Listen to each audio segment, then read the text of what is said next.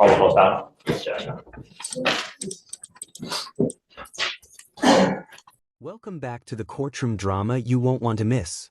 Today, we have Miss Caldwell facing serious charges, assaulting a family member with a baby bottle. Yes, you heard that right. She's staring down up to a year in jail and a $4,000 fine. The tension is already high as the officer lays out the scene. A heated verbal argument, an explosive moment, and now the law is stepping in. Stick around because we'll break down every shocking twist, the judge's stern warnings, and what this could mean for her future. Trust me, you'll want to see how this unfolds. Jordan Caldwell?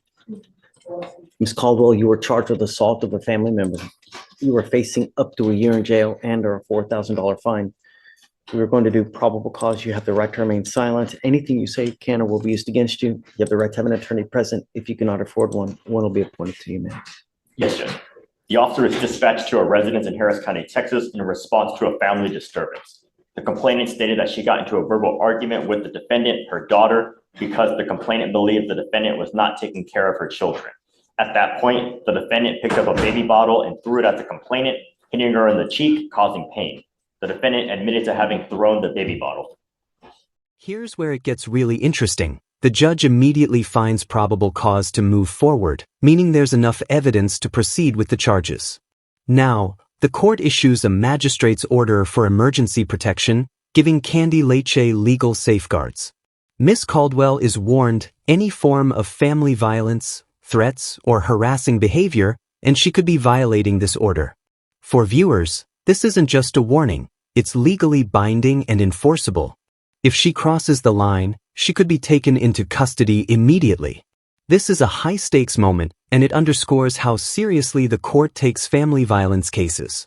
Would you know how far you can legally go in a heated argument? Ma'am, I'm going to find that there's probable cause to go forward with your case.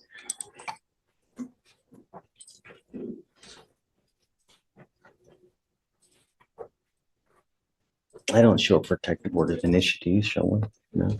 Okay.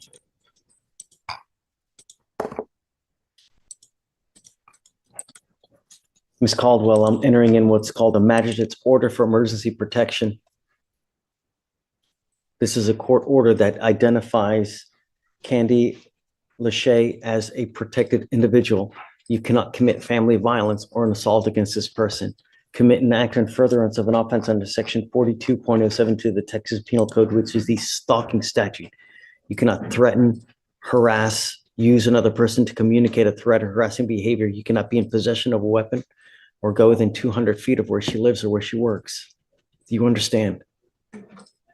It's not an answer, ma'am. Yes. How old are you, ma'am? Are you here with anyone today? Who are you here with today?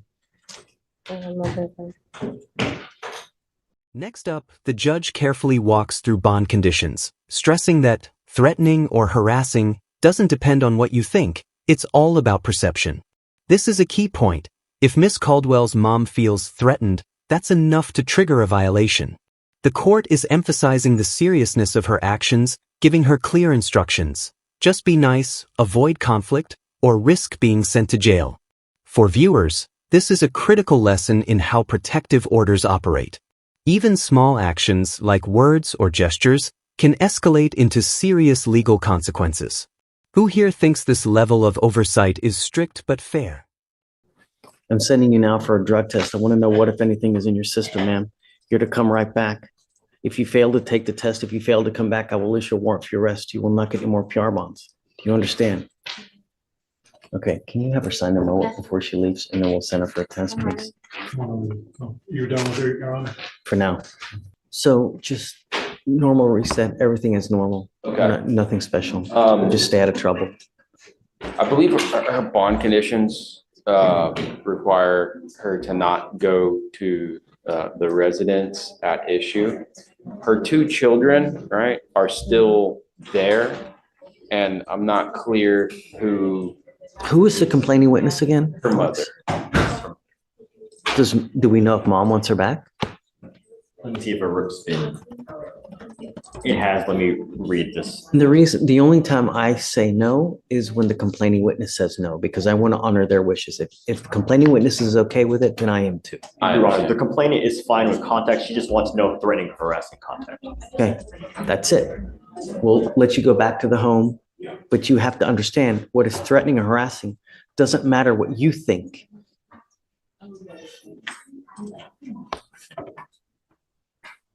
I'm trying to, Understand? Okay, I'm listening. it's how she perceives. So when you start going like this, is that threatening or harassing? It is. So be careful how you act, because if we find that you're threatening or harassing the complaining witness, I will revoke the bond and put you in custody. All I'm asking you to do is be nice. That's it. If you constantly bang heads with your mom, be careful, you know, Not only that, you could also get charged with violating bond conditions, all right? protective order. And then, Protective order. yeah, Can we make sure the protective order mirrors the bond conditions? sure. Okay. Caldwell, do you mind printing out? Okay, ma'am. We've given you a lawyer. It's your responsibility to stay in touch with Corey. He'll tell you when you have to come back to court. I'm going to waive your appearance so you don't have to waste your time coming here, but just stay in contact with him and he'll tell you when you have to come back, and just be nice. If mom kicks you out, where are you going to go? You got 2 kids too, right? That's what you got to think about when you're out there. You just get in a fight with mom, they kick you out. Where are you going to go? And you got 2 kids. You can stay here with us. I don't think you're going to like that though. It's not, it's not funny. Okay, so I'm going to amend the conditions and then you guys are good to go. Okay, thank you, Judge. For sure. Thanks, Corey.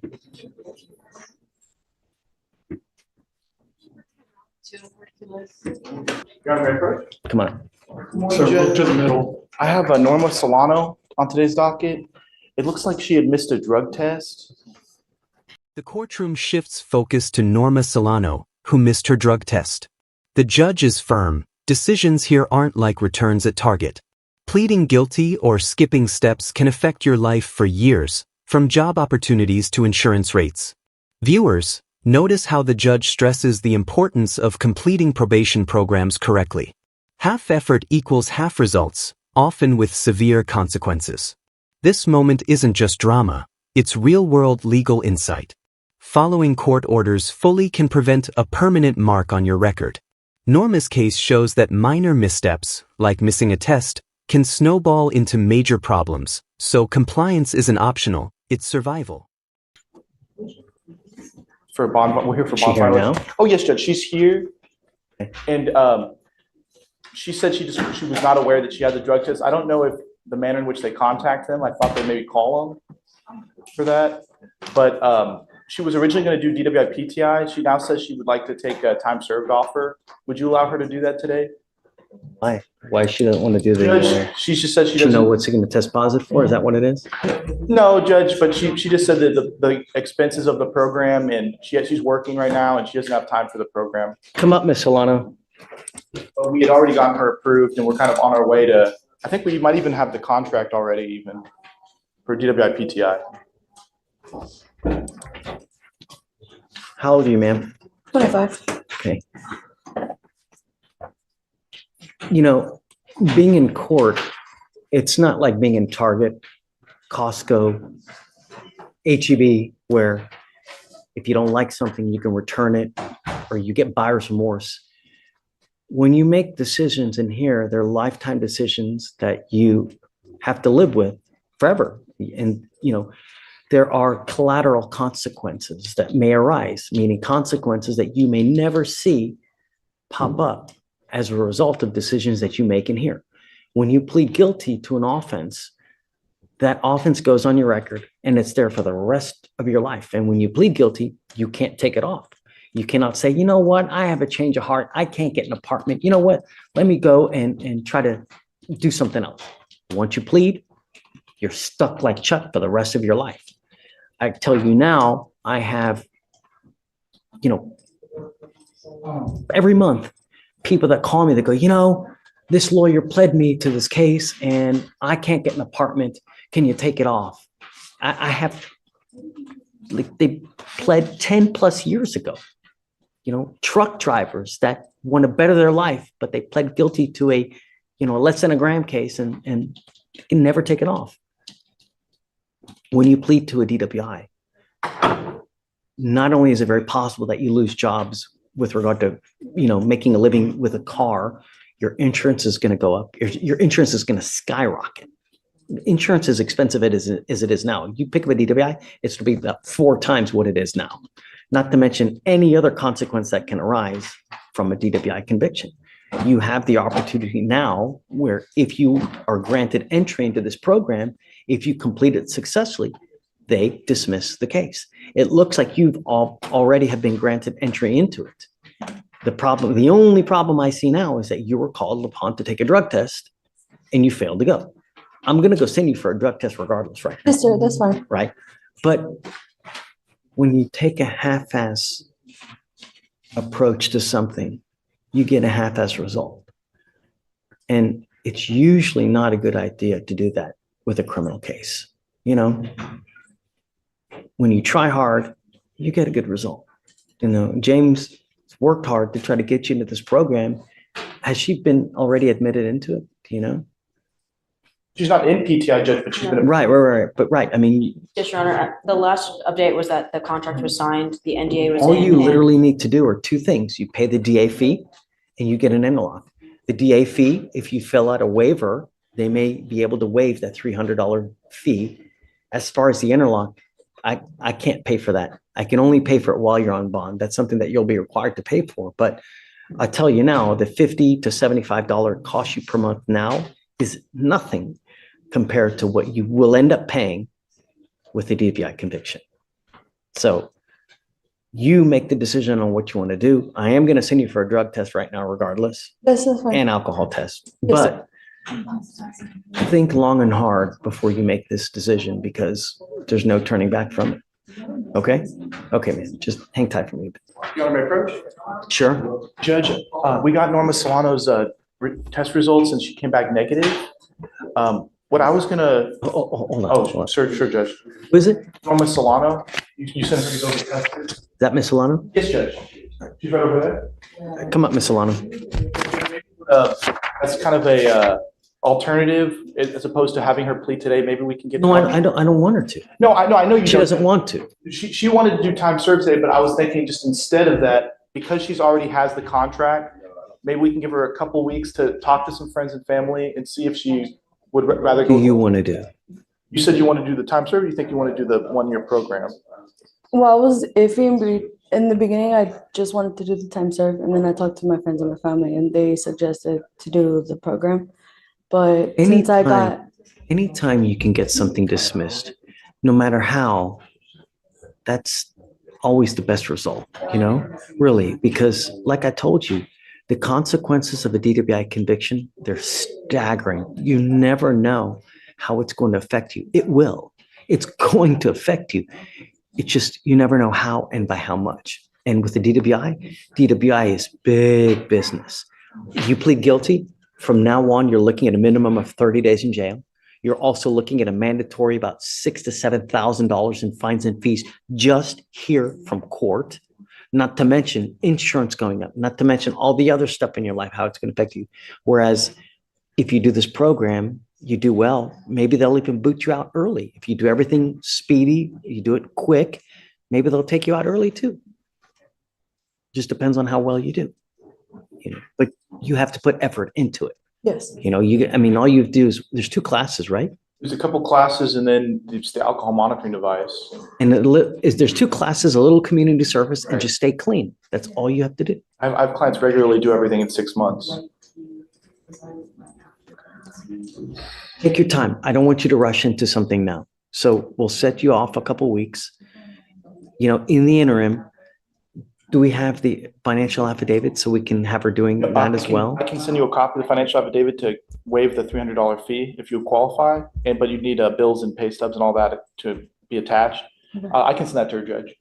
Please. And I think we may even have a copy here actually for you. So, try to get that $300 fee waived, and then all you have to do is pay for the interlock and just stay clean. What do you think? We'll give you time. I'll give you a couple weeks. If you still want to do the time serve, that's on you. If you want to do the program, great. It's up to you. Um, Take your time. I think, Yeah, just Hush. Okay. talk about it. yes, Take your sir. time.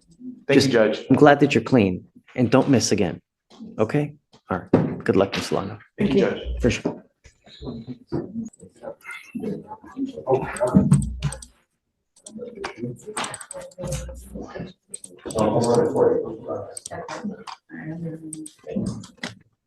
Hey, quick question.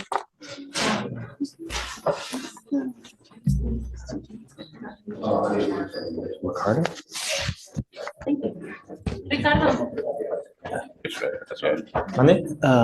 Antonio, what's his name? His name is Cesar Alvaro. Good morning. Yes. Now we see Cesar Allo being advised by his lawyer. Sometimes patience is the best strategy. The court sets the first jury trial for January 7th, and the judge explains the gravity of a family violence charge. Even minor physical contact could escalate to a third-degree felony if repeated. For viewers, this is a crucial point. The law distinguishes between assault and aggravated assault, and prior offenses dramatically increase penalties. The judge's detailed explanation reminds defendants that courtroom decisions carry lifelong implications, from prison time to gun ownership restrictions. This segment is a masterclass in legal strategy. Timing and informed choices matter. You know, your lawyer has tried to work out an agreement with you. The problem is that it's going to take a while. And sometimes for a good result, it may take a while for that to happen. Here, his advice was for you to set it for trial.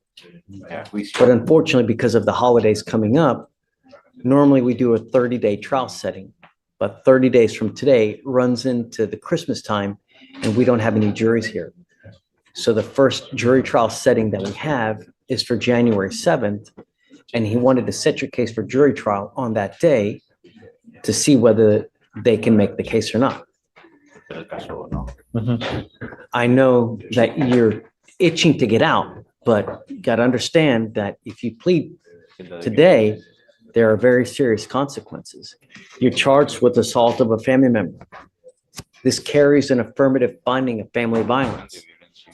What that means is that if you ever pick up another one of these cases again, you will be charged with a third-degree felony, and you will be looking at a minimum of 2 years in prison, a maximum of 10 years in prison. And when I mean an assault, it doesn't have to be a beat down with blood everywhere. Simple fact is you grab someone's arm and squeeze it to where it hurts. That's enough for them to charge you with a serious felony where you're looking at 10 years in prison. If you do this, you can never own a gun or ammunition as well. In Mr. Hercules and Mr. Gatto's cases, we see a recurring theme: reckless choices have ripple effects. From high-speed parking lot incidents to repeated cocaine use, the judge delivers hard-hitting warnings. Driving dangerously or failing probation can lead to immediate consequences, including higher bond, probation revocation, and even seizure of property. The courtroom commentary here underlines a vital truth. The legal system is unforgiving, and repeat offenses compound quickly. For viewers, these examples show why staying compliant with court orders isn't just about avoiding jail, it's about protecting your future. Would you take these risks knowing the stakes involved? So the advice by your lawyer is for you to wait a bit and set up a trial January 7th. What would you like to do? Mejor si lo espero el 7 de enero. I'd rather wait for the January 7th. Okay. Antonio? Yes, sir. There you go. Yes, sir. Yeah, and we'll set up a trial for January 7th, and we'll see what happens. You know, that's the advice of your lawyer. I would, you know. Okay. Yeah. Okay. Here you go. Yes, sir. Okay. All right. Thank you, Your Honor. All right. Absolutely.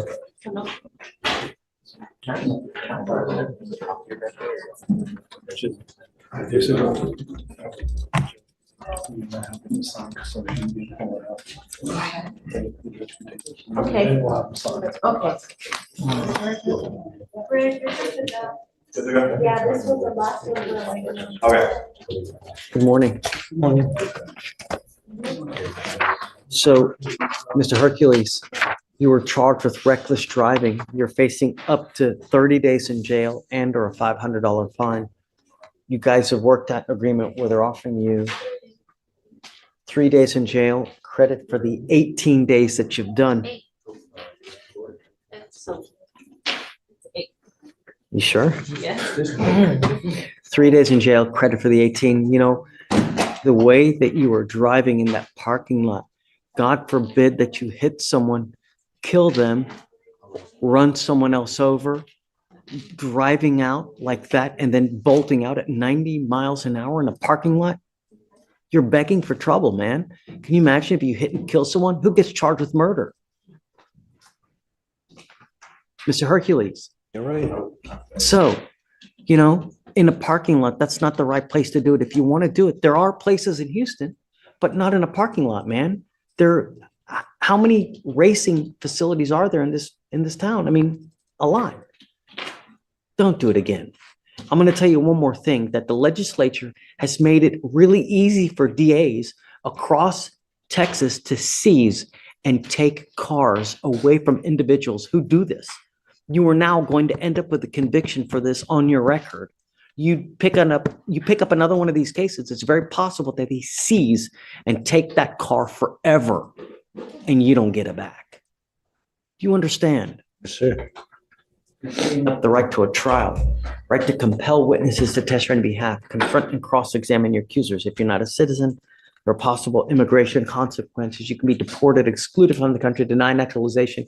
You give up the right to appeal. Once you plead guilty, it will go on your record. You can never change this. Is this what you want to do? How do you plead to the offense? Guilty or not guilty?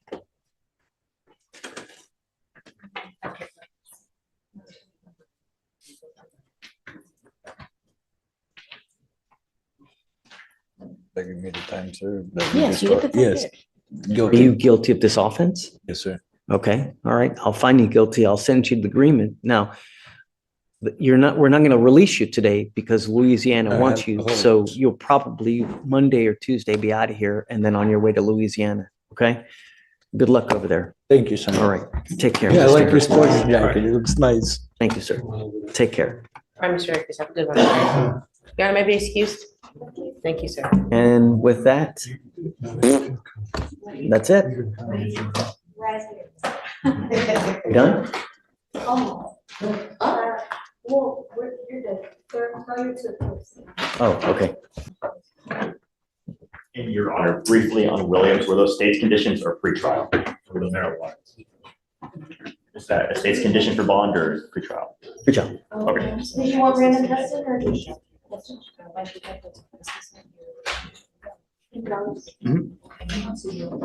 Do you know why you're here? Yes, sir. Why are you here? Because I didn't finish my community service. And my class, I did finish, Your Honor, but I got into a tight budget. Very, very bad.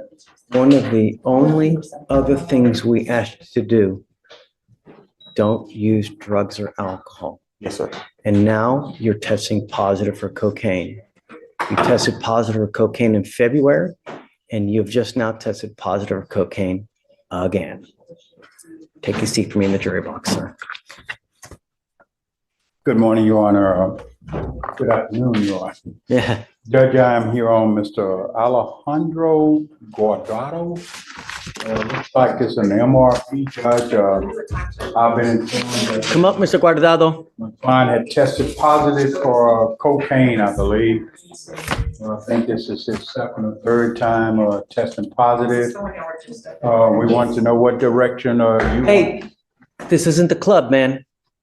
You. So you trying to talk to her. This isn't the club, man.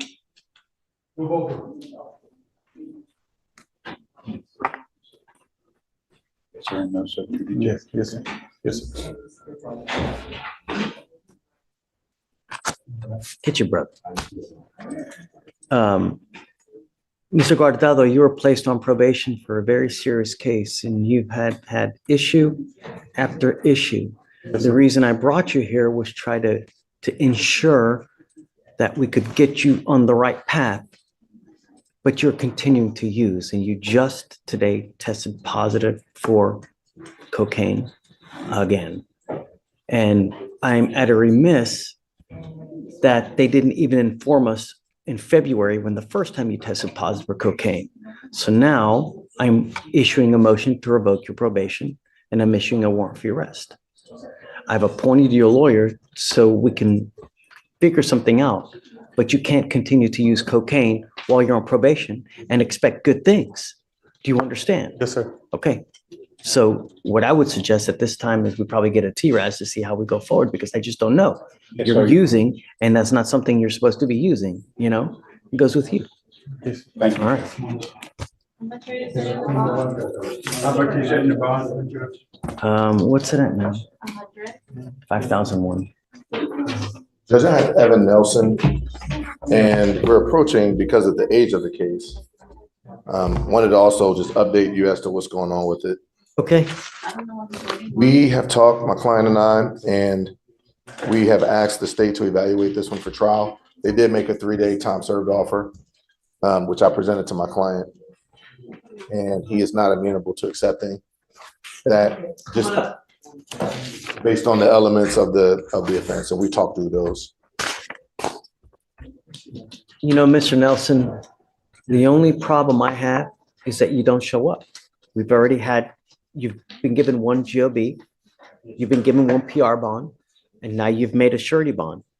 You miss again, I'm gonna make your bond so high, your hair's gonna look like mine. You know what I mean? You're gonna be losing it because you're gonna be so upset. So don't miss again, really. Giving you a great lawyer, all you gotta do is stay in contact.